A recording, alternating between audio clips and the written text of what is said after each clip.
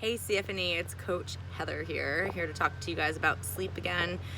We've spent a lot of weeks talking about the science behind it and the dangers and not getting enough sleep every night, and blue light filtering glasses and alcohol and caffeine and how those things affect our chances of developing cancers because we're not sleeping enough and all that. I think that's all very convincing, and that is very important to hear because I think it grabs your attention. But I also do think it's worth having a conversation quickly about making comparisons with how we view our priorities around sleep, and I like to compare the amount of time that goes into things like cutting off 5 to 10 seconds from our 2K row, or putting 5 pounds onto our deadlift and things like that. That stuff takes a lot of time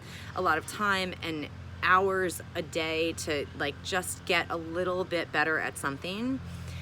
Same goes for nutrition. We try so hard to weigh and measure everything that's going into our mouths, and we calculate all this stuff and we cook all this stuff and we talk about it.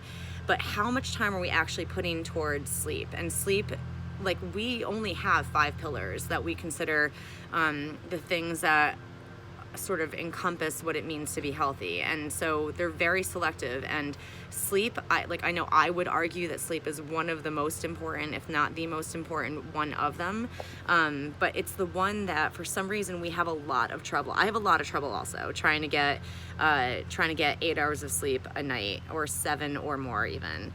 It's with family stuff and just getting myself to literally lay in bed and turn a light off is torture sometimes. But it's so much easier than what we do in the other areas of our life to try and be healthy and live so that we're kicking ass in our 90s and all of that.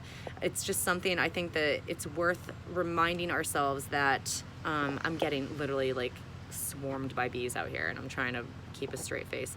But it's just something that I think that we could be sort of very focused on in terms of in the same way that we focus on our nutrition and our training, and talk about it and learn about it, because the more that we learn about it, the more we're wow, this is for real.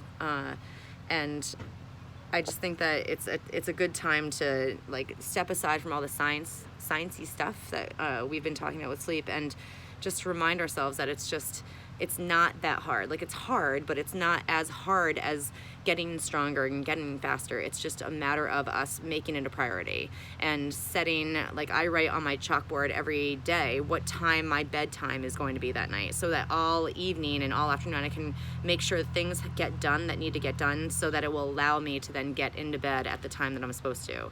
Because I know what time my alarm clock's going off, so I know how many hours of sleep I need to be in bed for. So I just think that it's a good time to remind yourself and prioritize this one of our 5 pillars that typically gets overlooked and doesn't get talked about as much because it's not as sexy, even though it is sexy time. But something that is arguably one of the most important things in our health lineup.